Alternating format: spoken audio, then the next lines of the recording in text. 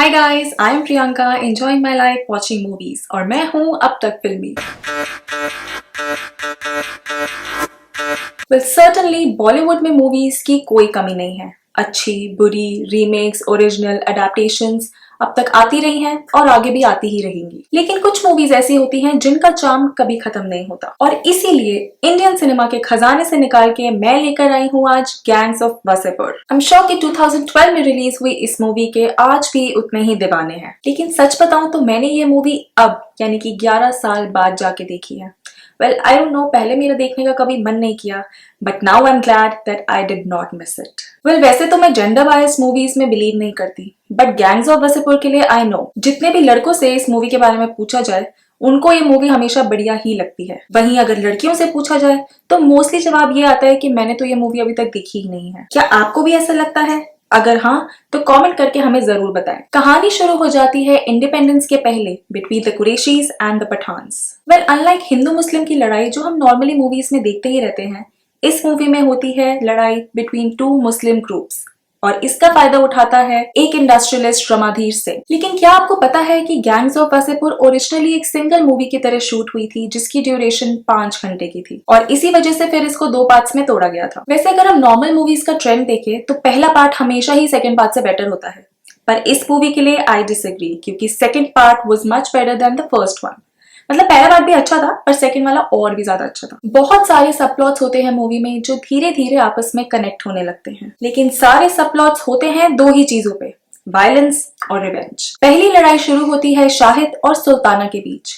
शाहिद जो एक पठान होता है और सुल्ताना एक कुरैशी। सुल्ताना एक डाकू होता है जिसे कभी किसी ने देखा नहीं होता और इसी चीज का फायदा उठा के शाहिद अंग्रेजों की ट्रेनें लूटता है। जब बाकी के कुरैशीज को ये पता लगता है तो वो शाहिद को वासेपुर से निकाल देते हैं और फिर वो इवेंचुअली धनबाद में जाके एक कोल माइन में काम करने लग जाता है। जहां 1947 में इंडिया को मिलती है इंडिपेंडेंस, वहीं रमाधीर सिंह को मिलता है ब्रिटिश कोल माइंस जिसका बाउंसर बनता है शाहिद। अब वो बाउंसर कैसे बनता है उसकी एक अलग ही कहानी है, लेकिन शाहिद का कुछ अलग ही प्लान होता है, रमाधीर को टपका के पूरी कोल माइंस खुद हड़पने का। और जब ये बात रमाधीर को पता लगती है तो वो पहला मौका देख के ही शाहिद को मरवा देता है। लेकिन किसी तरह नासिर शाहिद के बेटे को लेके वहां से बच निकलता है। नासिर होता है शाहिद का सर्वेंट। बस अब शुरू होती है द असली कहानी ऑफ बदला। मतलब मूवी में इतना वायलेंस था, इतना वायलेंस कि बस पूछो मत।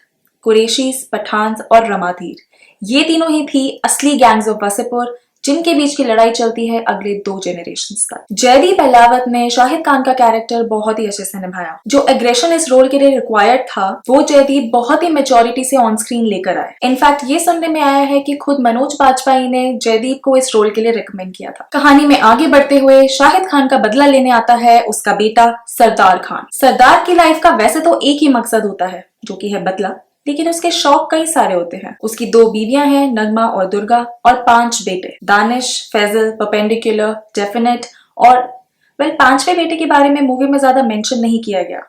पर क्या आप जानते हैं कि वो कौन था? अगर हाँ तो कमेंट करके जरूर बताएं। वैसे परपेंडिकुलर का एक दोस्त भी होता है जिसका नाम टैंजेंट था। एंड आई एम श्योर कि इस मूवी के बाद परपेंडिकुलर और टैंजेंट सिर्फ मैथमेटिकल टर्म्स तो नहीं रह गए हैं। जहां एक तरफ था सरदार खान वहीं दूसरी तरफ था सुल्तान जो एक्चुअली सुल्ताना की ही फैमिली को बिलोंग करता था। अब लड़ाई कंटिन्यू होती है सरदार और सुल्तान के बीच और रमाधीर सिंह पॉलिटिक्स में घुसने के बाद बस इन दोनों का फायदा उठाता है अपना मतलब पूरा करने के लिए। सिंस ये कहानी रियल इंसिडेंट्स पे बेस्ड है, हम सोच भी नहीं सकते कि रियलिटी इतनी ब्रूटल हो सकती है। और हैरानी की बात तो ये है कि ये सब एक्चुअली में हुआ था। इलीगल एक्टिविटीज, वेपन्स, मारधार, खून खराबा बिना ही शुगर कोट किए बिल्कुल रॉ फॉर्म में दिखाया गया है। इसके साथ ही विमेन एक्सप्लॉयटेशन और मेल डोमिनेंट सोसाइटी की सच्चाई भी इस तरह सामने लाई है कि जैसे ये बहुत ही आम बात हो। ऐसे सीन्स देख के एकदम डिस्गस्टिंग वाली फीलिंग आती है और साथ ही ये भी पता लगता है कि ये मूवी लाइट हार्टेड लोगों के लिए तो बिल्कुल भी नहीं बनी है। मूवी की शूटिंग रियल लोकेशंस पे हुई है जो कहीं ना कहीं बैकवर्ड इंडिया की सच्चाई दिखाने में कामयाब रहते हैं। इनफैक्ट जो स्लॉटर हाउस मूवी में दिखाया है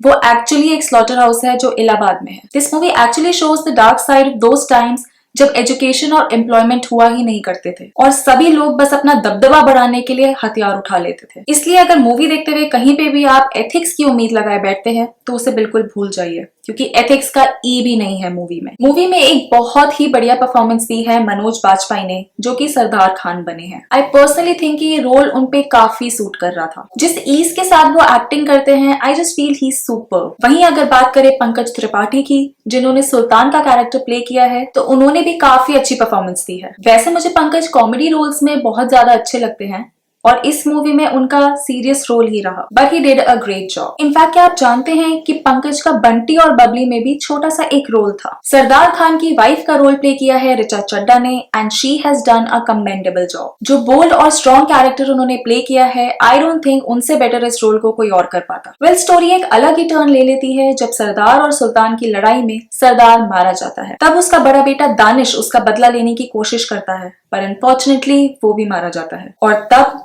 बिल्कुल चुपचाप और नशे में धुत रहने वाला कैरेक्टर फैजल खान आता है अपने असली रंग में। उसके कारनामे तो उसके बाप से भी बढ़कर थे, पर अनलाइक हिज फादर, उसकी सिर्फ एक ही बीवी थी, मोहसिना, जो उसे बचपन से ही बहुत पसंद थी और वो उसी से ही शादी करता है, लेकिन परमिशन लेकर। If you know what I mean. Well, बढ़ते बढ़ते फैजल बन जाता है पूरे इलाके का डॉन और सब लोग उससे डरने लगते हैं। और इसी बात का फायदा उठाकर उसका सबसे छोटा भाई परपेंडिकुलर घुस जाता है क्राइम की दुनिया में। बट अनफॉर्चुनेटली परपेंडिकुलर भी एक साजिश का शिकार हो जाता है और मारा जाता है। वेल, आदित्य ने एक 14 साल के बच्चे का कैरेक्टर बहुत ही अच्छे से निभाया है, और वो भी एक ऐसे रोल में। स्टोरी में एक पॉलिटिकल एंगल भी है जो रमाधीर सिंह को इतने सालों तक अपनी कुर्सी पे बिठाए रखता है। कैसे वो हर एक कॉन्स्पिरेसी का पार्ट होके भी नहीं होता, घर बैठे बैठे अपने सारे काम निकलवा लेता है, और इस मामले में अपने बेटे जेपी तक पे भरोसा नहीं करता। टिग्मांशु धूलिया और सत्यकाम ने रमाधीर और जेपी का रोल काफी अच्छे से निभाया। और अब बात करते हैं कहानी के सबसे इंपॉर्टेंट कैरेक्टर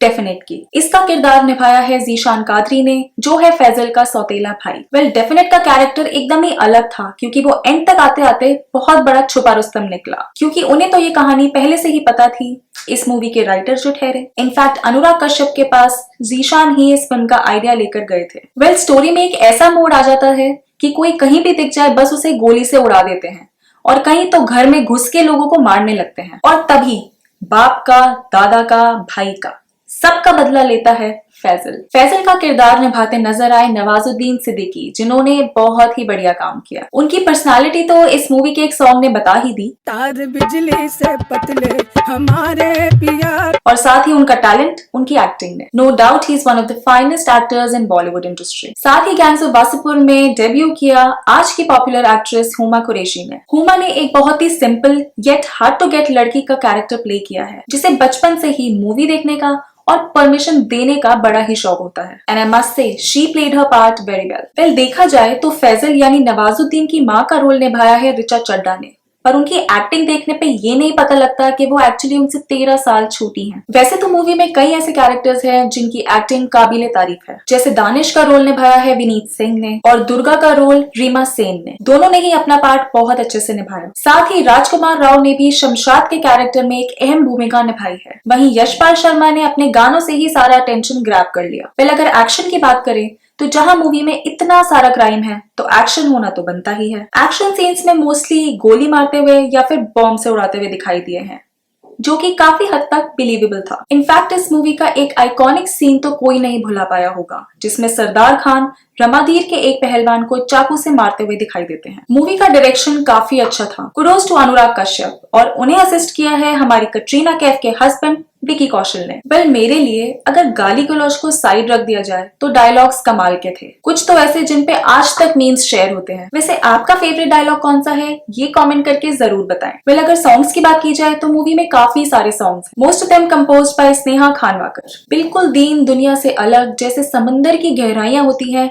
कुछ सॉन्ग्स तो उतने डीप थे, मतलब जो हम आजकल सॉन्ग सुनते हैं उनसे तो बहुत ही अलग, बट डेफिनेटली इम्पैक्टफुल, क्योंकि मूवी देखने के बाद काफी टाइम तक उसके सॉन्ग्स मेरे दिमाग में चलते रहे। वेल, स्टोरी की अगर बात की जाए तो पूरी स्टोरी एक नैरेटिव में चलती है, जिसे नासिर यानी पीयूष मिश्रा ने बाखूबी निभाया। वेल, नासिर का पूरी मूवी में बहुत बड़ा रोल था, क्योंकि शुरू से लेके एंड तक ये एक लौते इंसान थे जो मूवी में बने रहे। उन्हें स्टोरी नरेट करनी थी ना, शायद इसलिए। बट आई मस्ट से कि पीयूष मिश्रा ने भी काफी अच्छी परफॉर्मेंस दी है। This cult classic is the only Indian film to be a part of the Guardian's 100 best films of 21st century. Back then, इस मूवी का combined budget was around 18.5 crores and the total box office collection was around 50 crores. और जब ये movie release हुई थी तब तो ये इतनी नहीं चली थी, लेकिन धीरे धीरे it gained a lot of popularity and recognition. In fact, इस मूवी ने कई नेशनल अवार्ड्स भी जीते हैं. I'm sure अगर इस टाइप की मूवी आज के जमाने में बनती है तो वो सारे रिकॉर्ड ब्रेक कर सकती है. Well, honestly, मूवी में बहुत सारी गालियां और लैंग्वेज ऐसी यूज हुई है जो मैं सुनना पसंद नहीं करती. बट इतनी डार्क मूवी होने के बाद भी इसमें ह्यूमर था, ब्रिलियंट परफॉर्मेंसेस थी और ऑथेंटिसिटी भी, because of which I actually liked the movie. आप लोगों ने ये मूवी कितनी बारी देखी है ये कमेंट करके सबको जरूर बताएं. और अगर ये वीडियो देख के आपका गैंग्स ऑफ वासेपुर दोबारा से देखने का मन कर गया है तो इस वीडियो को जरूर एक थम्स अप दें. और अगर आपने भी ये मूवी अभी तक नहीं देखी है और देखना चाहते हैं तो ये Amazon Prime पे अवेलेबल है. वैसे ये मूवी आप YouTube पे भी फ्री में देख सकते हैं. वेल, मैं ऐसे क्लासिक्स की याद आपको जरूर दिलाती रहूंगी. Till then, take care, bye bye and enjoy your life.